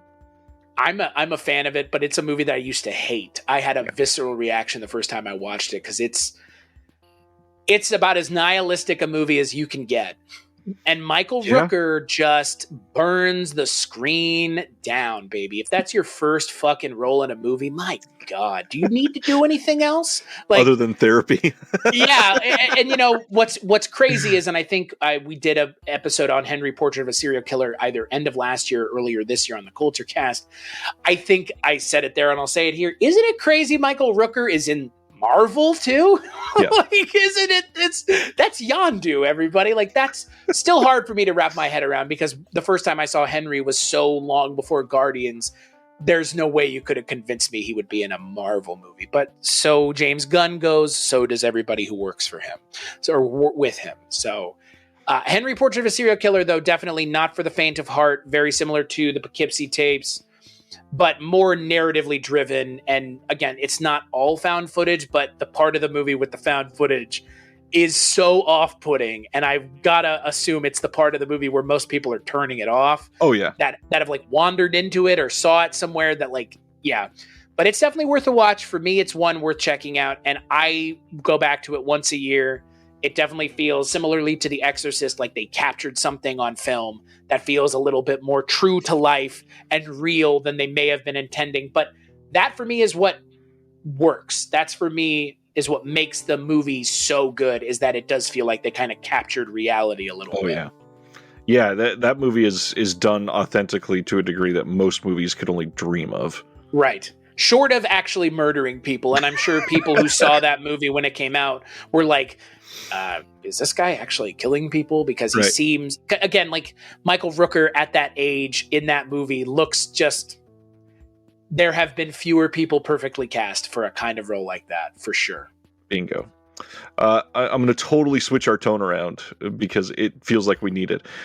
Coming from that, I'm going to take us all the way to 2014 and talk about probably the funniest found footage movie ever. What We Do in the Shadows. Never seen it. Wow. I've never seen the movie, but I love the show. I've heard divisive things. Half people think that the show is like leagues better. I still think the movie is quite a bit better. But Taika Waititi, Jermaine Clement, they direct this together. They also wrote it together. And this movie has some of the most quotable lines in modern film history. It is so damn funny. You get the individuals that came together to create some of the best TV show, some of the best TV shows over the last. When did Flight of the Conchords come out? It was a few years before this, so they weren't like massively popular. Flight of the Conchords came out when I was in high school, so it would have been like 2006 or 7. Because I remember being in the computer lab as a senior and watching Hippopotamus on the computer and thinking it was like the funniest thing. That checks out. Yeah, because it is. I mean, Flight of the Conchords was 07 to 09. Okay, so that led into them developing a little more behind the scenes, and then a couple years later, teaming up with Taika and creating this in a way that melds the horror genre and all of the tropes that are with it with classical vampire stories that have not been told this way in a long, long time. And it is beautiful to look at. It is wonderfully acted. It is funny in every single scene. It is just an insane story that obviously inspired an entire TV show that has been able to go on for like 4 or 5 seasons now. It's a masterpiece. Yeah, it's incredible. I can't speak to the movie, but I can speak to the show. The show is look, I have to assume the movie set a pretty good base for the show to rest upon. And from what you just said and other people that I've spoken to and listened to talking about it, yeah, I love the show. Look, the movie doesn't have Matt Berry in it, so it automatically is one peg lower just because it doesn't have Matt Berry. I appreciate that. But Jermaine Clement, Taika Waititi, I'm sure make up for it. But for me, Laszlo Cravensworth is one of the great TV characters that has ever been created. And I mean, look, Matt Berry is such a weird dude and such an idiosyncratic human being that there's only one person that could play that role. And they found him. And the show is quotable, so I've got to assume the movie's the same way. Extremely, extremely. Yeah, Matt Berry should just be in everything, right? Oh, yeah. Yeah. Same with Jermaine Clement. Dude is hilarious. And Kayvon Novak as well, someone who I had seen in literally nothing else. Yeah. He's oh my God, he's hilarious. Everything about that show is fantastic. Harvey Guillen, I mean, we could go on. That's a found footage TV show, I guess, more of a mockumentary. Right? Yeah. It's a mockumentary. Yeah. Good pick. Yeah, great pick. Didn't make my list though. No crossovers yet. What's going on? We only man? have 3 left. I don't think we're gonna have 3. I know. So my next one is, and I will leave the one that I want to really highlight last. So not my favorite, but one I think less people have seen. Okay. This one for me, I covered it a long time ago on the show. Got to speak to the director, Patrick Bryce. Again, those things, just being upfront and honest, and it doesn't color my judgment on it at all, frankly, because I think you know what I'm going to mention now that I mentioned Patrick Bryce. 2014's Creep is genuinely one of the scarier movies I think I've ever seen, because it speaks to a thing that people like, the Craigslisting of the like M for Emming and stuff like casual that. Like, encounters. Yeah, the casual encounterness of the internet in the mid 2000s to early 10s. Like, look, Craigslist is essentially a shell of its former self now, because they've gotten rid of so many of the things that allowed people to meet for whatever reason. I will add, for whatever M for M reason. I always think of Horrible Bosses when I think of M for M. We are men seeking a man. $750 to murder 3 people. You didn't think that was too cheap? So it does speak to a time and a place that I think, now with the advent of things like Tinder and Grindr and other like sexual meetup apps, this story kind of maybe is a little bit hollower than it used to be, in terms of like, yeah, you would never just go meet some fucking dude at his fucking house. Right. But man, if that movie like doesn't hit the way that it used to, like, I'd be surprised. But like, anybody who watches it now, I feel like is going to feel the same way I did when I first watched it, which was, how did you make Mark Duplass seem like such a fucking monster? Because like again, at the time when that movie came out, the only thing I had seen him in was the League. Yeah. And it's like, oh, it's the guy from the League. Oh, and he's a complete fucking psychopath in this movie. I don't know. I love that movie. The less you know about that movie, the better. It's a wild movie. Have you seen it? Creep 2014 is on my list. This is our first match, and I'm gonna move my order around. This might be my favorite found footage movie of all time. Creep? Yeah. Wow. I love this fucking movie. And the main reason primarily is because of Mark Duplass. He is unhinged in this in so many ways that you are just not ready for. One of the better endings on any of these movies for sure. Has some of the most iconic imagery in found footage as well, like the stupid fucking mask and the eating of mask. The mask is really where it all the energy comes from, that fucking mask. No. The eating of pancakes so nonchalantly, the walking by the little creek that they're next to. There's so many things that happen in this movie that genuinely got under my skin, and because it's Mark Duplass and it is delivered by somebody that you've seen be goofy as hell, that you've seen in some of the better mumblecore movies out there, that you've seen now be unhinged in other movies as well. Even this year, he was on Celebrity fucking Jeopardy. Like, to have Mark Duplass be this type of a character makes this movie nearly a 10 out of 10 for me. I think Mark Duplass, as good as he is in front of the camera, has a mind for the business in a way 100%. That, like, I love people that are a double or triple threat, and Mark Duplass, and obviously his brother. I mean, the Duplass brothers, I think in general, they're 2 smart cookies. And, I think for me, people like them in the industry are a godsend to help us get out of the ruts that we constantly find ourselves in with genres, because Creep, for me, when it came out, ushered in like some weirdo other movies that came afterwards were, again, these like really boiled, pared down found footage movies. Like, it's the most found footage movie on this list, I think, between the two of ours, because it's just it's 2 dudes and a camera. Yep. And done in a way where it's not in one location. They, our main protagonist, I guess if you kind of want to call him that, he shows up at home after he's done working for the guy, turns on his camera again to say something weird is happening, let's talk about it. And so you get that awkward, we are literally just cataloging events, and that's why it's actually found footage. Right. And the video journaling aspect of it is so, I don't know, that made it feel so unique. It makes me want to rewatch it. I haven't probably seen it since it came out. And that's the impact that it made on me, similarly to yourself, that it's still something that I'm thinking about almost 10 years later. And again, I got to speak to Patrick Bryce a decade ago. That matters nothing to my enjoyment of the movie. It's just, again, like, it's just weird to me because the movie's been out for almost a decade now. Yeah. How do you feel about the sequel? I never saw the sequel. It's worth it. It's not as good. It's not a 10 out of 10, but it's much better than you would think. And I sincerely hope that after what's been 8 years since the sequel came out, they're supposedly trying to make a third one, and it was going to be a believed trilogy at one point. I hope they can get there, because it deserves a final nail in that coffin. Yeah, I mean, look, you got 2 of the 3 movies. Don't pull a Guillermo del Toro and leave us hanging. Right. Please. David Harbour is not my Hellboy.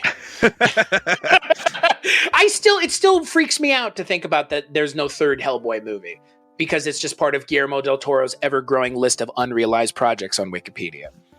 Yeah, unfortunately. Yeah. There's a lot of those. Yeah. So I will say that was my number 3. So we can jump to your number 2, since that was literally going to be my number 1. My number 2 would be another thing that, again, it is found footage, but it's a little different. It's not just, a guy with a camera. Did cover this on my show a while ago. Definitely something I just watched last week. I watch it at least once a year during October, probably 2 or 3 other times outside of that. It's something that made a lot of waves. It was hard to find for the longest time. Now I believe it's on Shudder. It is from the 90s. It is not the Blair Witch Project. It is Ghostwatch. Ah, yeah. 101 Films put that out. I fucking love Ghostwatch. If you've never seen Ghostwatch, I'm not going to say anymore other than it is a recreation. It is a mockumentary style recreation of a ghost investigation on the British Broadcasting Channel in the mid-90s. But it took place in the 90s. But they're trying to make it seem like it's real, but it's not. The funny thing about it is, because of when it was played, because the people watching it didn't catch the beginning, it Orson Welles'd itself and people thought it was real. Boy, if I had been watching it in 92 on Halloween and not knowing it wasn't real, I would have been fucking mortified. It not only has Michael Parkinson and Sarah Green and Mike Smith and Craig Charles, all the people who were on the show that this show is taking place on. So they're doing all of the set dressing correctly. And it all just comes together in a way that is hard to describe, but it is so amazing when you watch it. I don't know how, it's just one of those things that works on every level. And by the end of it, you're just like, man, somebody made this. And like, it did exactly what it was supposed to. Perfectly, frankly. Like, I'm not saying it's good that someone died while watching it, but it definitely helped the mystique. It helped the mystique of this thing, right, kind of become. I mean, it was never replayed on the BBC. Like, it got played one time, and that was it. The BBC never wanted to show it again because of what happened. So, yeah, it's. I don't know if you've never seen it. It's definitely worth checking out. Is this something that you have an opinion on? Did this make your list in any form or fashion? It did not make my list, but I really do like Ghostwatch. It lives in that same pantheon as The Last Broadcast to me. It's sort of similar. Like, The Last Broadcast has always been called the lesser Blair Witch because it came right before it. But the way these two feel, I don't know. There's something about that period of the 90s. They feel very similar to me. Ghostwatch is a lot of fun. A lot of the British anachronisms that they use through this makes it feel a little more authentic, and it's just a good watch. It's a solid, good time. I mean, yeah, if you have the person who hosts a show hosting your show, like, it's, I don't know, like, it works. It works better. It's so much fun. I think everything about it is fun, and it goes places you wouldn't expect, and it is scary, and it doesn't seem like it's going to be. It really holds back. It practices so much restraint, and for me, I'm a fan of practicing restraint with found footage because it allows the the idea to breathe. And hey, it's based off the Enfield Poltergeist, which is a fantastic case that would then get chronicled and adapted in The Conjuring 2, which Conjuring 1 and 2, as far as I'm concerned, are pretty much modern horror classics. So no, Ghostwatch is up there. It's not what my number one is, but it's definitely one of those movies that like I mention every spooky season to people I know who haven't seen it. And I'm like, please watch this because I know you will enjoy it. Which sadly is most people. Yeah. Yeah, it's true. And again, like I mentioned, I did do an episode on it on my show where I got to speak to Stephen Volk, who wrote it, and Leslie Manning, who directed it. And that was, again, it's immensely fun to be able to talk to the people who work on these things and get to kind of listen to their stories. But I don't know, I always felt on the Kulturecast that it's my job to shine a light on things that aren't getting highlighted. And Ghostwatch, I mean, it's finally getting the credit that it deserves. It got on Shudder. It got... right before I started doing the podcast, it had a documentary that came out, Ghostwatch Behind the Curtains. And I think they even did like a live seance to mimic the Ghostwatch thing at some point in the last like 5 to 6 years. So Ghostwatch is definitely up there for me. It's a good one. Different, but good. Well, it's probably time. I'm just going to go there. And at number 2, I should probably talk about the Blair Witch Project. I was going to say, like, I've been waiting for you to mention it. So this is obviously like one of those few seminal films. This is probably the second most impactful in the entire genre for me. This one, we talked about the marketing behind this being just incredible earlier. And I don't think much of anything will be able to hit this again because we don't have that sort of a society anymore. We don't have a word of mouth society. Everything has to be online and social media will blow it up immediately.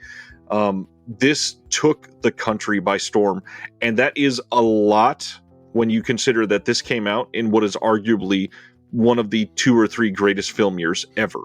So and the fact that a book was written about it. Right.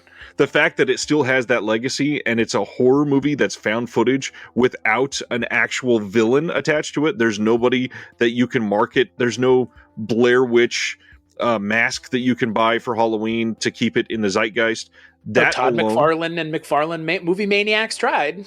Exactly. The fact that is still here and still this giant legacy shows how important this movie was at that time.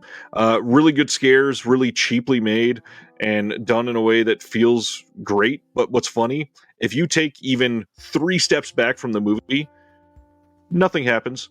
There's nothing scary about this movie. It's just the fact that you immerse yourself in that, and it's oddly, that sort of experience makes it that much more terrifying.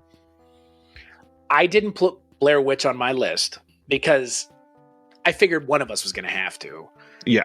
But, I mean, you cannot overstate how important this movie is for a lot of things. It ushered in a lot of stuff. It unfortunately created a lot of crappy stuff also, yeah.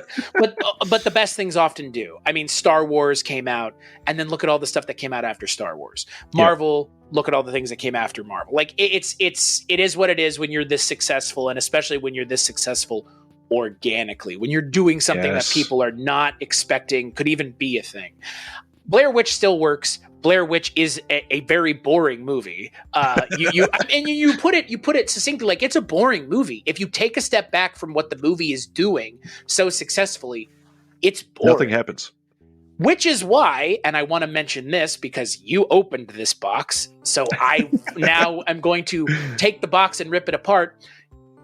2016's Blair Witch is without a doubt one of the worst horror movies I have ever seen. And it's not just the direction that I have an issue with. It's not just the story, but it's the lack of understanding of what made the movie you're remaking so good to begin with. Yeah. And this is also coming at a time where Christoph Waltz isn't Blofeld. Benedict Cumberbatch isn't Khan. And oh, by the way, this movie called The Woods is Blair Witch. Like, we're still in that weird time of like, we can't tell people the truth about what we're making because that will somehow, I don't know what people's assumption was, but that movie would have been better if it had just been called The Woods and it had nothing to do with Blair Witch. Absolutely. But the fact that it had a Blair Witch, like that movie is just it's not even found footage. I don't care if they call it found footage. It's such a contrivance throughout that movie. There's drones, there's GoPros, and it seems like a contrivance. I don't know. If we're talking Blair Witch sequels, Blair Witch 2 Book of Shadows, the Berlinger cut is a better movie. It's a movie worth watching. It's just a fan edit though, so I can't really say go out and watch a fan edit of a movie, because a fan edit is not, I'm not saying it's bad, but you know what I mean. It's like that's never been the way it was intended to be seen. So for a movie that's mostly been buried too. Yeah. I think the biggest problem with mentioning Blair Witch is the fact that the sequel does not get any love, because the sequel's really good. It just got destroyed in the editing booth, like in a way that's really, unless you've seen the Berlinger cut, it's really hard to see what the movie could have been. Like what the movie could have been is really hard to parse out when you watch the original version of the movie. But the original Blair Witch is a classic, period, the end. And 1999 was a hard year to come out in for movies. Yeah. Again, marketing like that can never take place again. So that's just one of the biggest things that I wanted to highlight. But yet Cloverfield, though. They did it differently, and it's done in a way that took everybody by storm again. Yeah, I'd love to see it. Yeah, I am a fan of Blair Witch, but no, it did not make my list because I just, like I said, I figured it would make one of our lists. So, well, let's see if we even match two. What's your final pick? My final pick came out in 2013. Again, I mean, the coincidence of the three that I'm talking about having been covered on my show, it's only because I rarely cover things I like on my show. And these are things that I can be like, oh yeah, I like this a lot. And I covered it. And it's a horror movie. 2013's WNUF Halloween special. Does that make your list at all? I don't think of it as found footage, even though you could argue it is. I mean, doesn't the framing device of the movie essentially confirm it's found footage? In a way, yes. I have a VHS on my shelf here with WNUF written on it. I found it on eBay. Does that count? I do. I have a Blu-ray that I found in my shopping cart. I actually have one of those VHSs that they did. Nice. Yeah, I got it off eBay for $20 like a long time ago. But I get what you're getting at. I disagree, though, because the framing device. But I will concede you have a point, and if you're looking for something that is more found footage directly, this might not be the best option. But this is something that, similarly to Ghost Watch, it's not just found footage, which allows it to breathe more and be a more interesting narrative being told, as opposed to just a person with a camera walking around. Agreed fully. And the less it's said about it, the less it's said about what it is, the better. Imagine you found at a garage sale a Halloween special from the late 80s. And that's what this is. And I love that it's led to inspiring some other things. There's a sequel for that one. I've got this box next to me. This is Heebie Jeebie TV, which is basically WNUF, but from the 90s. And that just recently came out. I've not even heard of this. What the fuck? Yeah. It's literally just got it, so I've not watched it yet, but it's supposed to be pretty great. There was another one that just came out fairly recently from Dead Vision Productions. I think that was last year. That is essentially like a WNUF anthology type film, and it's really fun. Just the style that they're going for is great. It's nostalgic in a way that shouldn't be nostalgic because it's modern. It is done in a way that shows reverence for a time period, and that's another one that honestly the legacy from that is kind of marketing through horror fans in a very almost Blair Witch way, because it's very word of mouth. Like, have you heard or seen WNUF? Because it's great. Not enough people have seen it. This is one of those things that every time I mention it, like, what is it called? I've never heard of this. And it's a shame. I mean, I get why it hasn't been, because it's literally about as small a budget movie as humanly possible. It's about as micro budget a movie as possible, but it ends up working in spite of that, because that's the point with this. And I also will understand that this will not work for a large group of people because it is not culturally relevant to certain people. None of the experiences that are shared in WNUF have a level of cultural relativity to a certain group of people. But that's not why the movie wasn't being made for them. The movie was literally being made for the people who will understand what you're going for. You're not going to get anybody else, which is a failing of the movie I can appreciate, but it's also a strength of the movie because you've committed to it so hard that the only people that are going to be imminently interested are the people who understand the source material. So it's hard. I mean, it's hard because it's hard to sell someone on something where it's like, remember those specials from the 80s? Oh, right. You're like in your mid 20s. So no, you don't. And it's not like I do either. It's just, I understand what they were going for. And I understand what Chris LaMartina was expecting the audience to have a reference point of. So it's not really scary. It's not very much a horror movie. It's a lot more of a vibe movie, but I enjoy it and I will never miss an opportunity to sing its praises. And it's an incredible pick for October because it's a very Halloween. Yeah. I haven't seen the sequel. I can't speak to the sequel. I want to watch it. The sequel is, you have to buy it directly from Chris LaMartina. For now. I have a feeling it'll get a bigger release eventually. I hope so. I haven't taken the plunge yet. I've heard it's good. I have heard that it is good though. So, final pick for mine is not WNUF. So we're only going to end up with one crossover, which is wow. I'm shocked. Pretty impressive. Mine is probably not one that most people have heard of. Once again, I'm going to go with a 2018 pick, and I have to shoot out there that the best horror for modern filmmakers, I think, is mostly coming out of South Korea. Okay. And I'm going to go with Gonjiam Haunted Asylum. Okay. Gonjiam Haunted Asylum is a movie about a web series where people are live streaming, which is sort of turning into this genre unto itself. There's a handful that have been made in the last few years that not all of them are bad. Some of them are bad, but not all of them are bad. This one has some of the best scares on my list, though. It is made in a way that is, it's taking that Asian kind of folk horror, like what is slightly under the surface in this culture and making it a part of it, but done in such a subversive way that you're just not ready for some of the scares that they put out there.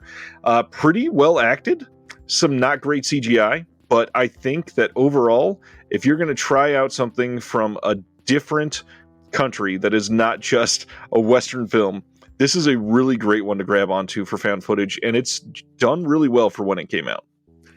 I actually covered this last year at the suggestion of a friend of mine, Josh Bragg of The Haunting Season. He and I covered it about a year ago, not to the day, but October of last year. I enjoyed it immensely. What didn't make my list primarily because I haven't had enough experience with it in the long term. I've seen it once. Yeah. But I enjoyed it. I was actually hoping you were going to say One Cut of the Dead. It's a great one too. Which is another good one. What is that one? Is that one Korean or is that one? I think that it's one's Japanese. Yeah. That one is fantastic for different reasons. Does something a little different. Gongjam, I'm actually having a hard time remembering it only because October of every year feels just like a bombardment of things. You know, I feel like I watch more movies in October outside of the podcast movies than I do any other time of the year because it's just like I want to be watching horror movies kind of. I mean, again, I watch horror movies throughout the year just like you do, but like something about October, I'd rather watch Halloween movies than horror movies in October. Same. But Halloween movies are hard to come by too, right? Like good ones at least. Good ones, other than like Practical Magic and Hocus Pocus. And I'm not kidding. I was being serious. If anyone thinks I'm being a dismissive man, I'm not. I enjoy both of those movies immensely. So I just referenced Practical Magic on my show literally like last week. So yeah, completely get it. but there was this like weird thing of like, oh, you only like Hocus Pocus because your wife makes you watch it. It's like, it's a good movie. And so is Practical Magic. And I'm also a huge fan of Griffin Dunn. So it's going to be hard for me to not sing the praises of Mr. After Hours himself. The Hocus Pocus sequel, though, not very good in my opinion. There was a sequel? The sequel misunderstood what made the original so good. And, 100%. Yeah. No amount of Hannah Waddingham from Ted Lasso is going to be able to save your movie. Which I True. saw Hocus Pocus 2 before I saw Ted Lasso, so I didn't have any frame of reference for who she was as an actress. And then I rewatched it and I was like, oh, that's weird. Same. Yeah, it's Gong Jam Haunted Asylum, huh? That's a good pick. I wouldn't have even thought of it. That didn't even cross my mind. That's a good one. I think it's definitely underseen and one that deserves a lot more attention. And again, a lot of people just don't seek out South Korean films, but I think they are doing the best in the horror genre right now. Like maybe by far. Yeah, I would agree. I mean, they're pushing the envelope and they're doing things that are less expected than VHS 1994 or VHS 85 or however many VHS movies there are. And I remember when it was just the first one. God, that it's a franchise now is insane to me. Yeah, it's pretty weird. 2012 was the first VHS movie. Good Lord in heaven. They're still making them. I know. There's one. The one came out this year, right? Just a couple weeks ago, I think. Yeah, on Shudder. So what are some of your honorable mentions? And then I'll give you some things that are movies that I would say are avoid these found footage movies. Not because I don't think they're good, but I think they're just a bad example of the genre. Interesting. So I had 4. One of them was Cannibal Holocaust. Okay. One that a lot of people scoff at because they don't like the film, but I actually really like it for how subversive it is. The Last Exorcism. It's not like a really well acted movie other than our main character, but I love the idea of a priest telling you up front, this is all a lie and this is how I fake it. And then going through this whole, like, rediscovering the fact that, holy shit, this one's actually real. Unfortunately, the last 45 seconds of the movie is god-awful, and it ruins everything that comes before it. But the acting for our main character is just amazing. I have never seen it, but I have heard good things. It is pretty until good. The ending. Yeah. I have heard about the ending. So... The other one I want to compare to Gonjion that I just brought up is Deadstream, which I just showed this in my show last night. This is a media book from Germany for the film that just came out. I believe it was last year or the year before. And it's the same thing. It's a guy doing a live stream that normally he fakes stuff. And he goes into this house and suddenly this is not fake at all. And it's done in a way where there's an unlikable lead. You're kind of supposed to hate him, which usually makes it a pretty rough movie to fall in love with, and this one pulls it off immaculately. Really well made. Love that movie. Last one is probably one that any other day of the week I would have put this on my list, and I'm shocked that it's not in my top 7. It just didn't feel right at the moment. Hell House LLC. Oh man, yeah. Fuck man, how did that not make my list? My god, yeah. This movie is a damn near masterpiece. That first one is such perfect. A fucking that is something I covered Hell House LLC on my show and had the opportunity to speak to Stephen Cognetti, and I remember heaping praise on him then, and I will heap praise on the movie now. That movie is like that first movie is so good. It's so good. It pisses me off that I didn't put it on my own list, frankly. Yeah, and it's a Halloween movie too. It is. Yeah, centered around haunts, which is another big popular thing right now. So super good movie, really good creepy scenes, some of the better scares in the genre, and yeah, fun movie. What did you think of the sequels? I've not seen the third one. The second one was very ho-hum. It just not great. I think the third one is better than the second. I think, obviously the first movie was so good and the first movie is kind of just its own thing. But I know Stephen Cognetti said in an interview, like, this is not its own thing. It's meant to be a first in a 3-part thing. Right. I like the second and third well enough. I don't think they spoil how good the first movie is. But man, we just stop what we're doing. We'll just pause this. You and I can watch it and then we'll just talk about it. Because I haven't watched it in so long. No, God damn it. I'm bummed at myself for not bringing that one up. Because that's another one of those ones where it's like, I can't help but wonder, like, why more people haven't seen it. Maybe we'll have to rewatch it and record again in like 60 days. Yeah, I man, what a bummer. I can't believe I missed that one. Man.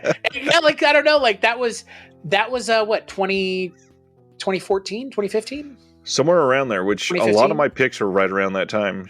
Yeah, that was like the first year I had started doing podcasting. So yeah. Man, that's a good one. I'm surprised. Things that I'm surprised you didn't mention, and I feel like instead of doing the things to avoid, just I would say more things that I would add to this the bigger conversation. The Sacrament. It's okay. I think I enjoyed it because it's different. It's not just, I mean, like I'm not saying it's amazing, but I'm also not saying you should avoid it like the plague. Right. I'm a fan of the Sacrament in terms of it doing something different. I think the Gallows is a lot better than it has any right to be. It is, yeah. Right? Okay, like I'm glad I'm not the only one who thinks that. Don't watch the sequel, but yeah, the first one is. I didn't even realize there was a sequel. Unfortunately. Yeah, right. It's probably for the best. It's a horror movie that made money, so of course there's a sequel. Right. I'm a huge fan of Apollo 18. Yeah, better than I expected. What's his name? Lloyd Owen is now one of the leads in the Lord of the Rings TV show, which is super weird to like watch that and be like, oh my God, that's that guy who I interviewed like a decade ago about a movie that was already out for like 7 years at the time. I like Apollo 18 a lot. I think it's unique in the sense of what it is. Gonzalo Lopez Gallego has not done anything else as good as that, unfortunately. You also mentioned movies with unlikable protagonists. I think Grave Encounters stands out in terms of like, as a movie about like someone who you definitely don't like being put in a situation that they kind of deserve. I mean, there's so many. There are so many good ones, but there are more just mediocre ones than anything else. Yeah, and it seems like the classic Dante's Peak type of situation where a movie was coming out, so people hustled to put out another movie that was inferior to that one. A lot of that has happened with found footage. So there are some of these movies that have come out around the same time as something else, and because of that, the bad movie has colored the interpretation for a lot of people for some of these better movies, and so they dismiss anything in the genre. It's worth much more than that. Yeah. I mean, and again, like the level, the cheapness, the cost effectiveness of making these movies does, I guess, put some people off because again, it's like, oh, look at how cheap this movie looks. Oh, It's like, okay, fine. Like if that's where you're coming at this from, you're not going to have a good time. So, that's the other thing. Like you have to really be willing to work with the movie to get where the movie wants to take you. And I understand that that's hard with found footage because sometimes the movie does everything in its power to not make it easy to follow why they're doing. And like, why don't you just put the camera down and run? Just put the camera down and run. Just put the camera down and run. And like, if the movie can't explain why they haven't done that, you're going to have a hard time with the movie. Yeah. And like I said at the beginning, I think a lot of these more modern films, they're baking in an answer to that, which does help. Right. 100%. Not everything is Barry Levinson's The Bay, which is like, I can't even believe he made that movie. I don't know what universe that's a weird one for me. The Bay is like, it's such a good idea with the little, what the fuck are those things called? The little things underneath your tongue. And whatever. Sometimes like you said, sometimes what happens in the industry and what happens in the genre dictates the way people react. And The Bay is a reaction to Cloverfield. Like, let's get a prestige director to do a found footage movie. Oh, it's not good. Exactly. For every Dante's Peak, there's going to be a volcano. And for a lot of these, the volcano somehow it loomed larger, even though it's the vastly inferior film. So if you are dismissing some of these, I mean, even not just the 14 that we listed or the 18 that we ended up talking about, there's a lot out there that, even though they didn't make this list, they're still worth the time. I mean, people worked really hard on a lot of these. Yeah. And again, some of these were done at such a low budget that when they make as much money as they do, everybody just goes, whoa. Right. Yeah, and that's the thing about found footage is it allows you to make a movie for cheap that has the opportunity to be immensely financially successful. Which is why Paranormal Activity is a thing, and we haven't even talked about it much. Right. Other than like the first one's fine. Right. One other movie I would mention, and it's from a director who is more known as a actor, less a director, and we haven't mentioned any of these kinds, so I feel like it's worth mentioning Willow Creek, which is a Bigfoot found footage movie. And it's also a movie about Bigfoot taking forest brides, which is only Bobcat, really. Only Bobcat could go. I mean, that's the subtext of the movie, best I can tell, is Bigfoot taking female hikers and fucking them in the woods, which I think is what Bobcat is going for in that movie. And many Bigfoot movies. Yeah, but Willow Creek is fun. I mean, The Legend of Boggy Creek is a more mockumentary than found footage. But again, mockumentary and found footage are kind of same heads of different heads of a same coin, as far as I'm concerned. So a lot of good ones, a lot of bad ones. More to come, I'm sure. This has been a lot of fun. Chris, thanks for taking the time to do it. Thank you for having me. Love conversations like this. Everybody needs to subscribe to the 17 podcast. I'll be linking below. God. And give Chris some of your time. And if you want to hear more from Chris, other than the podcast, like I said, check out the most recent Physical Media Advocate. Chris has his first column in there, and it's pretty damn great. It's all about Indian cinema, so I'm hewing very close to brand here. I love that I volunteered to be on an episode of that, and you're like, really? I mean, most of the time I have to like convince people because they're like, "Oh, I've never seen an Indian movie." It's like, okay, right. Well, you set the bar in the right spot. So, well, thank you again. I hope everybody likes this, and we'll have to be talking about Hell House LLC pretty soon. I guess so. Yeah, we'll have to re-embark. What we'll have to do is we'll have to watch Hell House LLC, and then you need to watch. We have to just do all three. Three. Okay. Yeah, I mean at this point because you haven't seen them. So no. And it's been. I think I've seen all of them one time. Man, Steve Cognetti, would you like to join us as well? I'm sure it's been a while since I don't know. He hasn't done anything else, has he? I mean, I think so. It's those. I mean, those are three pretty good movies. So don't ever do it. If you don't ever do anything else, just don't go make a Blair Witch sequel.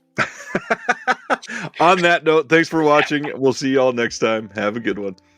Thank you for listening to the Disconnected Podcast. There's one big thing that you could do to help the show, and that is to leave a rating and review on the podcast service of your choice. Thank you.